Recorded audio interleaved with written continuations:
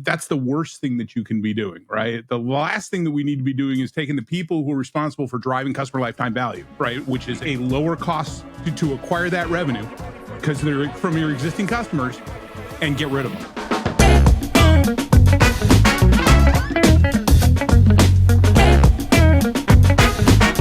Are you ready for this? Are you ready? All right, guys. Ready? What's up, lifers, and welcome to the Daily Standup with Lifetime Value, where we're giving you fresh new customer success ideas every single day. I got my man Rob here. Rob, you want to say hi? What's up, people?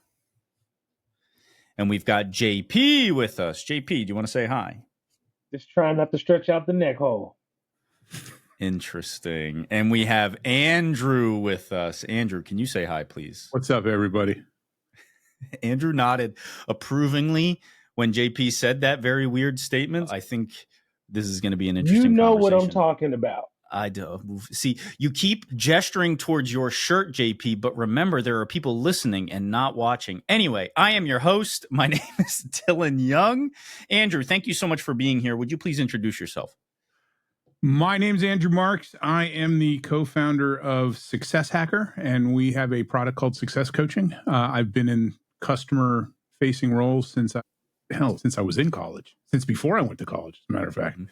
And the customer-facing lifestyle has always been part of my life and something that's important to me. And my founding partner, Todd, and I decided that we wanted to impart our wisdom to all those willing to listen that we've collected over the years.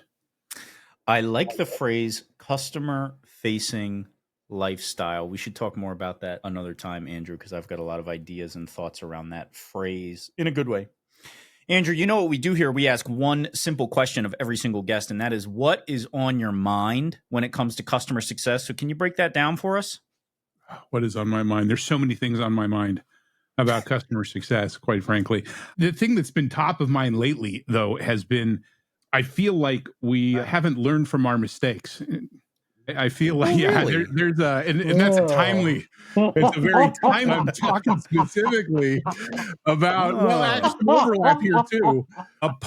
During COVID, okay, there's the overlap. During COVID, everybody said, we got to hire salespeople, we got to get rid of customer success. That's the worst thing that you can be doing, right? The last thing that we need to be doing is taking the people who are responsible for driving customer lifetime value, right? Which is a lower cost to acquire that revenue because they're from your existing customers, and get rid of them, or repurpose salespeople into those roles because you're wired differently, right? And so I'm seeing that again, and I'm seeing that pretty extensively given what we do. We sell training programs, and there's some personal bias in that. I want them to buy more training, but at the same time, you're not going to keep your customers, and you're going to really damage your financials if you think throwing bodies from a sales perspective at a problem is going to solve it. And I think the problem may be ill-defined, right? I think people see it, they see it as a dollar signs problem, but they don't properly then further stratify that as the difference between retaining customers and gaining new customers and the different opportunities that each provides them. Yeah. And the efficiencies and ROI for each one of them. And so I think that's where we get stuck. ROI is big. Yeah. Yeah. It's huge. Rob, why don't you jump in here with your breadth of experience and talk about how you've seen this undulate. I got a good one. Over the years. I got a good one. He's ready to make I got a some fresh biscuits. one. I have a fresh one. You guys haven't heard this one. Is that fresh pH or fresh with an F? Oh, both. Okay. All the Check your way. pH levels, Rob. Check your pH levels, baby. The doorman fallacy. I'm going to teach you about the doorman fallacy. Doorman. You guys have heard of this? Did you make this up? No, I did not. I did not. Make it up on the No, fly. no, I The fallacy with the pH? I could. What? Is it fallacy with the Oh, pH? that's a good one. Oh, please no. Please Ooh. no, Oh. it's not. It's Okay. Rob didn't pick that up. No. So I'm going to call this so this is the doorman or doorwoman fallacy. Basically, imagine, okay, there was something I heard about where some hotel chain, they hired these expensive consultants to come in and evaluate the operation. And they're like, now, why are we paying this door person to just stand here? They don't really need to stand here as a concierge. They're not really doing anything. So they draw up all these figures and these models that show that if we get rid of these people and we replace the doors with automatic sensors, then it's going to be way cheaper in the long run. And the hotel does this. And what happens is that all sorts of other problems then arise that the door person was unknowingly handling. There start being people loitering around in the hallway entrance area, people leaving doors open, leaves piling up, garbage piling up. There's all this stuff, these little things that you didn't know that the door person was doing. And so these consultants like got it totally wrong. And I feel like that's the case for customer success, for teams that have gutted customer success, is they don't realize like, there's all these little bits and pieces that we were picking up the slack on. And now companies are suffering as a result. And that's my biased view.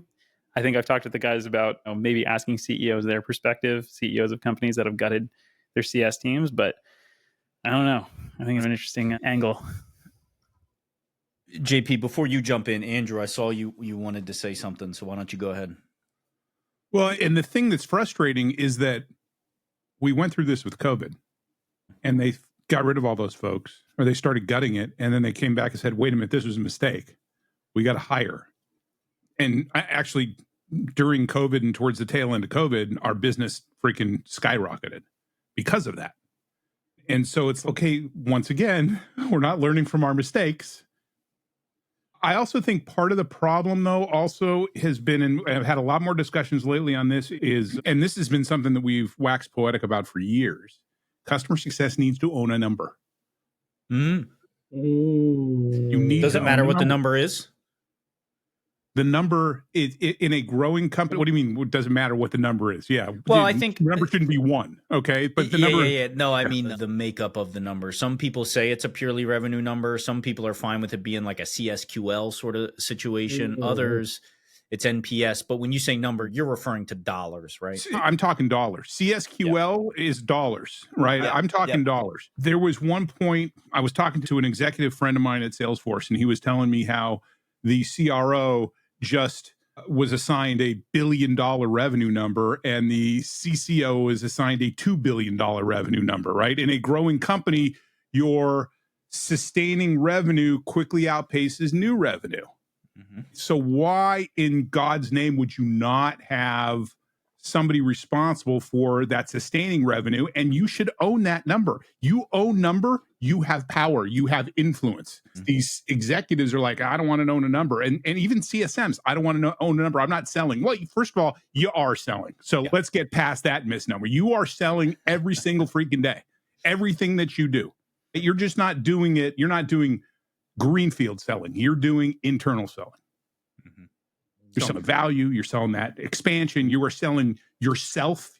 You're selling your trusted advisor status. So you better get comfortable with selling. And if you own customer success, you need to be comfortable with owning a number. Because if you own a number, you have power. You have influence. JP, go ahead. I mean, speaking of selling, I've taken the customer success level 1 and level 2, great trainings. I'm curious about the level 3 and the level 4. When we're talking about these programs that you do at Success Coaching, which I think is great. Your company was one of the first that I found in the space, and you were one of the first resources that I came across that not only had some training, but also, different things in the industry, right? Like you do reporting on like jobs and all these other things to really help someone who may be coming in who doesn't have an idea.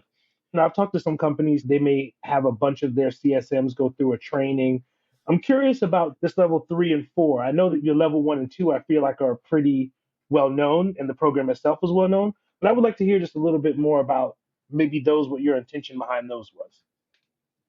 It was really just taking it beyond the foundations, right? Level 1 and level 2, or actually level 1 and level 2 originally were all a single level. When we first rolled this thing out 6-7 years ago, it was a 24-week live coaching program where we recorded a lesson and then we dropped it and we gave people a few days to consume it. Then you got on the phone with us and we talked through it. Yeah. And sidebar on that, before we actually built the entire program, we had it all laid out. We had all the outlines, but we only recorded the first 3 weeks because we wanted to pull the MVP approach and make sure that people will sign up for it. And then freaking 35 people signed up for it. We're like, holy shit. Yep. and we're committed. We're Yep. recording content on Sunday at midnight, dropping it on Monday, Yo. so that we could talk about it on Thursday. It was You're crazy speaking my the language. early days, but that was always meant to be the foundation. 24 courses, 24 weeks was way too much commitment, so we split it up, and that's how it became 1 and 2. But then in 3, 4, and actually we now have level 5. We picked a few things that we felt were taking you to the next level, a little more strategery. Things like in level 3, we talk about segmenting your book of business and how to effectively and strategically segment your own book of business. We talk about problem solving and decision making. We even have a couple of career building courses in there. And then level 4, level 5, we went really deep in some topics. So if you remember in level 1, we had taking a consultative approach. We talk about thinking customer first. We talk about active listening. We talk about storytelling and asking good questions. We actually have standalone courses go deep into those topics. And we're going to continue to add that type of stuff to the library. And we're actually getting ready to release a whole new set of products in the new year. Oh. Yeah, really. You heard it really first double here, down folks. on enhancing what we have, and as well as the topics.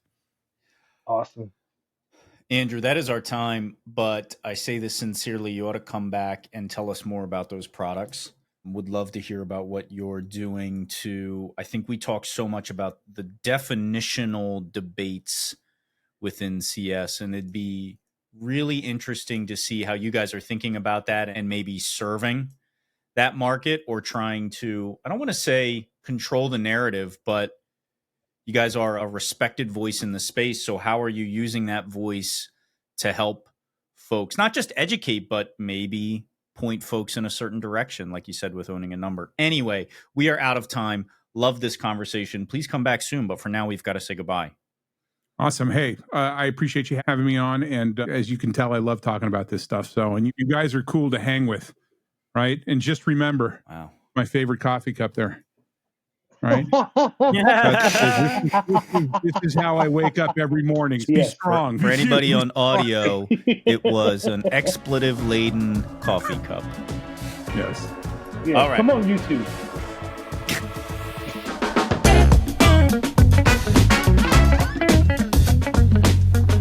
You've been listening to the Daily Standup by Lifetime Value. Please note that the views expressed in these conversations are attributed only to those individuals on this recording and do not necessarily reflect the views and opinions of their respective employers. For all inquiries, please reach out via email to dylan@lifetimevaluemedia.com. Find us on YouTube at Lifetime Value and find us on the socials at Lifetime Value Media. Until next time.